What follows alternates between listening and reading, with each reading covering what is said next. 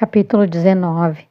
A revelação de Jesus Cristo dada por Deus ao apóstolo Paulo. Nessa revelação, vemos o elemento sobrenatural do cristianismo por uma ótica que a igreja moderna nunca viu. A revelação de Paulo começa com Jesus sendo tornado pecado. Ela trata do que ele fez e do que lhe foi feito durante os 3 dias e 3 noites em que esteve morto, até que finalmente ressurgiu dentre os mortos. Levou seu sangue para o Santo dos Santos Celestial e se assentou à direita do Pai. Esse período cobre os 40 dias desde sua crucificação até assentar-se à destra da majestade no alto. Ele trata com 3 fatos principais: o que Deus fez por nós em Cristo na grande substituição, o que o Espírito Santo, através da palavra, pode fazer por nós na nova criação, e o que Jesus está fazendo por nós agora à destra do Pai. Podemos tratar somente de 2 fases dessa obra de Cristo. O que ele fez por nós. É profundamente importante que o leitor entenda plenamente esses fatos básicos. Cristo não ressurgiu dentre os mortos até haver quebrado o domínio de Satanás. Era imperativo que a autoridade de Satanás sobre o homem fosse quebrada. Cristo não ressuscitou dentre os mortos até ter vencido o adversário. Colossenses 1, 13 e 14 diz: Ele nos tirou da potestade das trevas e nos transportou para o reino do Filho do seu amor, em quem temos a redenção pelo seu sangue, a saber, a remissão dos pecados. Deus nos libertou da autoridade de Satanás. A palavra potestade traduzida significa autoridade. Ele nos transportou para o reino do Filho de seu amor. Este é o novo nascimento.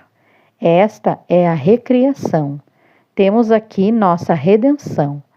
Todo crente foi libertado da autoridade de Satanás e foi transportado para a família de Deus e tem sua redenção em Cristo. Ele é redimido. Satanás não tem mais domínio sobre ele. Romanos 6,14 diz: Pois o pecado não será senhor sobre você. Versão Centenário, tradução nossa. Pecado aqui se refere a Satanás. Satanás não será senhor sobre você. Ele não tem mais domínio sobre o crente do que Faraó teve sobre os filhos de Israel depois que atravessaram o Mar Vermelho. Satanás não tem nenhum domínio sobre você. Ele não pode colocar doença sobre você sem o seu consentimento. Um consentimento de ignorância, contudo, é um consentimento. Satanás está derrotado, vencido. No que se refere a você, Satanás não está somente vencido, mas Deus fez de você uma nova criação, sobre a qual Satanás não tem nenhum domínio. 2 Coríntios 5, do 17 ao 18 diz: Assim que se alguém está em Cristo, nova criatura é, as coisas velhas já passaram, e eis que tudo se fez novo. E tudo isso provém de Deus, que nos reconciliou consigo mesmo por Jesus Cristo e nos deu o ministério da reconciliação. Essas coisas velhas são aquelas da derrota, do fracasso, da fraqueza, da pobreza, do pecado e da morte espiritual. Somos novas criações. Jesus é o cabeça desta nova criação. Ele é o Senhor desta nova criação. Ele tomou o lugar de Satanás. Ele não tem mais domínio sobre você. Você não precisa ter nenhum medo dele, pois ele foi vencido. Em Romanos 8, 31 ao 38, o Espírito, por meio do apóstolo Paulo, nos mostra qual é a posição da igreja. Ele chega ao auge no versículo 37, mas em todas estas coisas somos mais do que vencedores. Temos uma redenção completa e perfeita. Esta nova criação não somente foi declarada justa e tornada justa, mas também tanto Deus como Jesus declaram a mesma como sendo a sua justiça. Justiça significa a habilidade de permanecer na presença do Pai sem nenhum senso de culpa, com a mesma liberdade que Jesus possui. Por quê? Porque Romanos 3, 26 declara: para que ele mesmo pudesse ser justo e justificador daquele que tem fé em Jesus. Versão revisada. tradução nossa. Deus se tornou a justiça dele em Cristo Jesus. 1 Coríntios 1,30 diz que Deus fez Jesus ser justiça para você. Esse é um fato muito admirável, mas ele não para aí. 2 Coríntios 5,21 diz: aquele que não conheceu o pecado fez pecado por nós, para que nele fôssemos feitos justiça de Deus. Se a linguagem significa alguma coisa, então todo crente se situa como estando completo em Cristo, como diz Colossenses 2,10, e estáis perfeitos, completos nele, que é a cabeça de todo principado e potestade. Em João 1,16, porque todos nós temos recebido da sua plenitude, posição de estar completo, e graça sobre graça. O crente não é um bajulador que fica suplicando e implorando favores. Ele é um filho de Deus, um herdeiro de Deus, um príncipe de Deus. Ele se situa na presença do Pai, imperturbável, sem temor, tornado justo com a própria justiça de Deus, liberto com a própria liberdade de Deus. O Filho tornou você livre. Na realidade, você é livre. A doença e a enfermidade não têm domínio algum sobre você.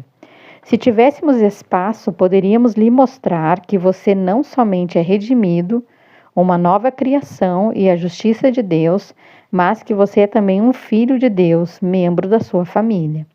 Mais do que isso, o Espírito que ressuscitou Jesus dentre os mortos, na verdade, habita em seu corpo. Você pode nunca ter dado lugar a ele, ou pode nunca ter estado consciente de que Deus mora em você, ou de que você tem a habilidade, poder de Deus dentro de si mesmo. Você pode nunca ter se aproveitado do fato de que a sua mente poderia ser renovada até que você pudesse conhecer a vontade de Deus. Você não somente tem Deus dentro de você, mas possui o nome de Jesus com a autoridade que Deus deu a Jesus nesse nome. Nesse nome, você pode impor as mãos sobre si mesmos, se a dor vier, e receber sua libertação. Nesse nome, você pode quebrar o poder do adversário sobre as suas finanças, sobre o seu lugar, sobre os corpos de seus entes queridos. Poder e autoridade ilimitados são dados aos membros individuais do corpo de Cristo. Alguns empecilhos para a cura. Talvez as armas mais ardilosas e perigosas do diabo sejam um senso de indignidade e um senso de falta de fé. Sua dignidade provém de Jesus Cristo, o justo. Você é a justiça de Deus nele.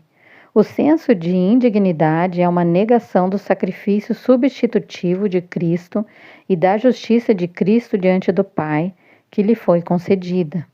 Um segundo empecilho é que você aceitou esperança e concordância mental em vez de fé. Você nunca tem esperança por uma coisa que já possui. Você espera pelo que não é possuído ainda. Quando você tem esperança da sua cura, quer dizer que você não tem nenhuma fé nela, mas espera consegui-la em algum momento. A esperança é uma bela ilusão. A concordância mental é um parente da esperança. Ela é um substituto que o adversário deu à igreja de hoje para a fé.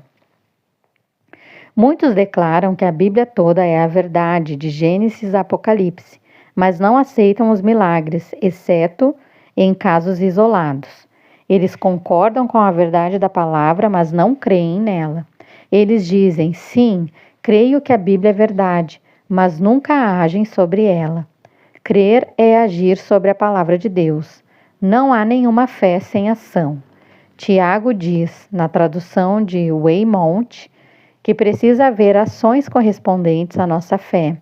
A fé sem ações correspondentes é morta. Não pode haver nenhuma fé sem uma ação sobre a palavra. Posso concordar com ela, contudo permanecer como sou. Posso admirá-la, mas ela não será minha ou fará parte de mim. Aquilo que a Bíblia declara pertence a mim. Tão logo descobri a diferença entre a concordância mental e a fé, tornei-me uma bênção para as multidões. Muitos foram curados nos meus programas de rádio quando pararam de apenas concordar mentalmente e agiram sobre a palavra. Outro inimigo da fé é a evidência do conhecimento pelos sentidos. Um homem crê no que pode ver. Ele é como Tomé, que disse: se eu não puser a minha mão no seu lado, de maneira nenhuma o crerei. Jesus de repente apareceu a ele e lhe disse: chega a tua mão e põe-na no meu lado. Não sejas incrédulo, mas crente. Fé é dar substância às coisas que você espera. É uma convicção da realidade das coisas que não são vistas. Fé é tornar a esperança em realidade. A fé é agir em face de evidência contrária. Os sentidos declaram: não pode ser, mas a fé brada acima do tumulto: certamente é. A fé conta com a coisa feita antes que Deus tenha agido. Isso compele a ação de Deus. Deus é um Deus de fé. Hebreus 11:13 diz que pela fé entendemos que os mundos pela palavra de Deus foram criados de maneira que aquilo que se vê não foi feito do que é aparente. No começo, tudo o que Deus fez foi dizer: haja, e houve. Tudo que a fé tem a dizer é: haja. Uma perfeita calma no corpo e no espírito humano, e a doença precisa ir. A fé diz: haja abundância onde a pobreza reinava, haja liberdade onde a escravidão dominava. E essas coisas precisam acontecer.